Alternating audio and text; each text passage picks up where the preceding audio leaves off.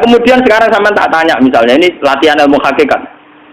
Wa mahyaya lan penguripan ingsun. Kalau ingsun itu artinya fisik atau jasad, itu keliru besar karena jasad tidak pernah hidup. Yang hidup itu roh. Paham ya?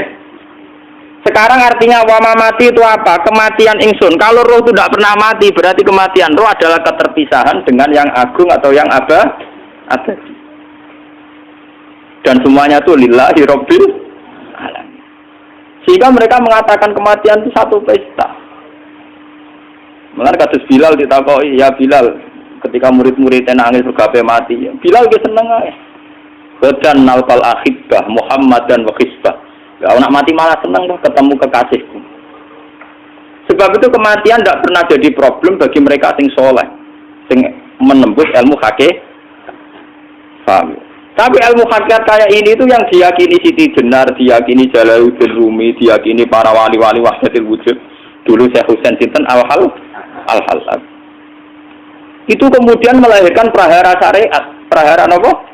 Syariat. Sebab itu Wali Songo, oke Siti Jenar benar dalam filosofinya, tapi harus dibunuh karena menjadi prahara syariat. Sama dengan yang dikatakan Nabi itu benar, tapi menjadi prahara syariat. Akhirnya disomasi oleh Umar radhiyallahu anhu. Jadi sebetulnya sama, pola-pola ceritanya sama. Intinya sebuah ilmu hakikat harus dikawal napa? Syariat. Nggih kula bolak-balik. Contoh paling gampang wit pisang. Wong nak mangan gedang kulitnya tetap dibuat. Tapi umpama gedang dari awal ora usah kulit, terus itu dadi gedang. Paham ya? Meskipun kon ape dipangan ya dibuat. Tapi kita tidak bisa membayangkan pisang dari awal tanpa napa? Mbah kekeringan, mbah bosok, mbah ora sido dadi napa? Pisang. Terus pentingnya syariat lagi begini, mulane penting ngaji wali-wali syariat sing pinter kados Sunan Kudus, kados Sunan Bonang. Andai kan tidak ada syariat itu dunia pun mesti rusak. Contoh paling gampang masalah pornografi, porno aksi. Jadi jenengan aja omongi ngono ibu ngakak-ngakak deh. Dari pangeran wis pirsa, kowe nek klambi pangeran ora tentara ya ora usah klambenan. Wong ora ana gunane. Kalau yang paling penting itu nazarullah, kenapa kowe klambenan barang, wong kowe klambenan ora pangeran tetap pirsa. Nyatane di jenar nak mulang nggih coba klambenan lah intine napa? Dinya ada nabi jenengan pun.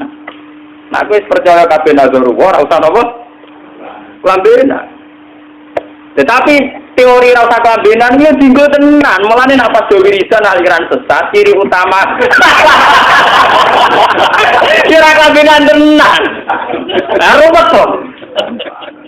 Lho iki tenan iki cerita. Iki pentingnya ngaji nggih. Ben sampean ngerti variasi riwayat, kemudian kita orang syariat harus kayak apa, kemudian kenapa menjadi aliran wahdatul wujud. Nah terus kita ini kan orang syariat. Memang kalau manung syariat itu akeh kok sampean siji mesti ra kramat. Modele ora di duwe bingung. Ruwet. Urip wong syariat lho apa? Dineng bojo wedi, dineng tangga wedi, pengaruhe menurun. Pancen orang syariat itu banyak kriminal tauhidnya itu memang jelas. Mulane kiai-kiai fikih nek ketemu kiai-kiai sing setengah jaga wedi mergo iso nebak atine. Ndekne meriang langsung. Sing kiai ra tau salat keramat padahal ngambungan wong. Sumidina sholat pas waktu kok ora tahu keramat. Wong ape buah tang tanggane iku keramat apane? Sing kono ngawur-ngawur son-sowan pirang. Meriang oleh syariat ngadepi wong hakikat napa? Mulane jogeman dadi wong syariat sing ngene iku bahaya. Nah, kula mboten ngarah. Sampai dadi wong syariat sing ra keramat. Bahaya sekali itu bagi perjalanan agama. Kalau sering ketemu kiai-kiai sing terkenal keramat di Juwaduk tiang-tiang hakikat. Ditantang kanca-kanca kula wani, nah tantang aku tetep rawani kok. Mikir deh. Karena orang yang sama-sama ke jalur hakikat tetap punya alamat, tetap wonten simahum fi wujuhi min atsari sujud. Cara pandangnya mesti sama. Kalau nanti ketemu murid, ya artinya yang ikut aliran Siti Jenar, dia ada sholat, ada apa, hidup di satu tempat gitu. Padahal dia bisa baca ihya. Dulu pernah mondok di Mekah, pernah di Irak. Itu ya meresahkan para kiai. Kemudian sebagian mereka minta saya suruh ketemu. Ya walhasil kalau ketemu pertama ya. Jenengan Gus Ba, tapi zaman roh jenengku teu pernah tak arani muka sapa. Nggih biasa mawon. Kula ora usah kenal jenengan nggih kenal. Dadi nggih kula biasa mawon. Lah niku pernah ngajari ajaran nih. Saya Gus ning donya tak enteni Mau turu ngenteni mati ngono Gus kok repot. Jawaban kula terus enak. Sampai jare wong hakikat wong ngenteni mati bareng. Ya mati yo saiki iku. Rasa ngenteni saiki padha-padha wis napa? Wis mati. Ya saiki wis padha-padha wis urip. Wis padha kabeh. Nah cara ilmu hakikat kan terus sama semua. Napa? Sama semua. Tadi makanya itu tadi.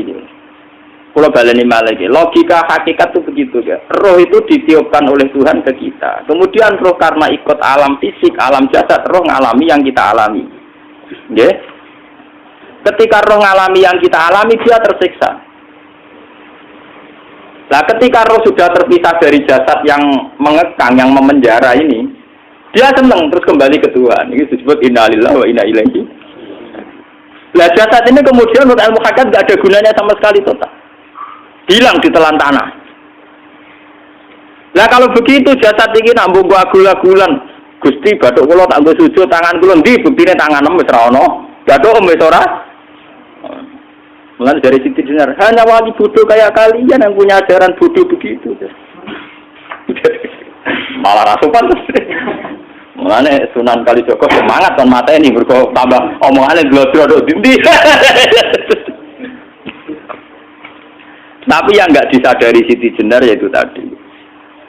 Inti dari ilmu hakikat itu kan tunduk sama kersane Tuhan.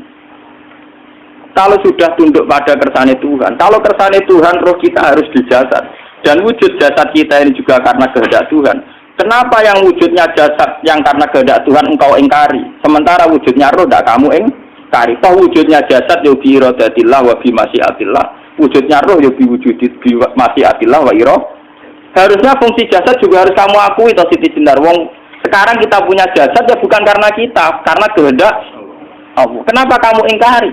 Berarti kamu ingkari kehendak meneng Siti Jenar.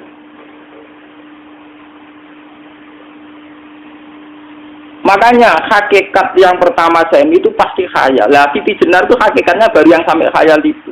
Sehingga dia tersesat. Sebetulnya kalau sudah hakikat beneran itu tidak perlu khayal begitu. Artinya perlu khayal jasad kita sing senajan ora ana gunane ini. Tetap piye wae wujudnya karena kehendak Allah. Juga kita harus terima.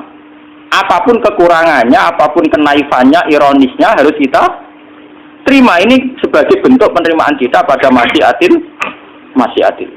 Begitu juga keadaan roh kita sebagai penerimaan atas masyiatil. Meskipun ada teori-teori roh yang lebih valid misalnya begini.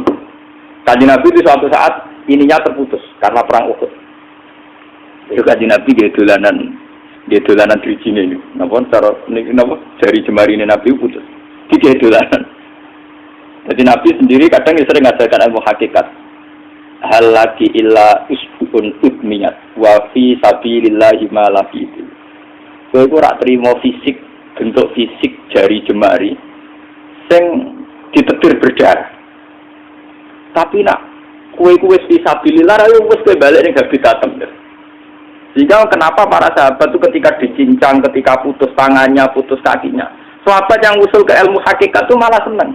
Karena jasad kita ini kan ila sabilillah menuju jalan Tuhan. Sekali dia sudah terluka fisabilillah itu sudah menemukan formatnya. Cara teori Cina sudah menemukan formasinya. Paham gitu? Ora kok malah ngeluh itu berarti goblok kok nak ngeluh, paham tak?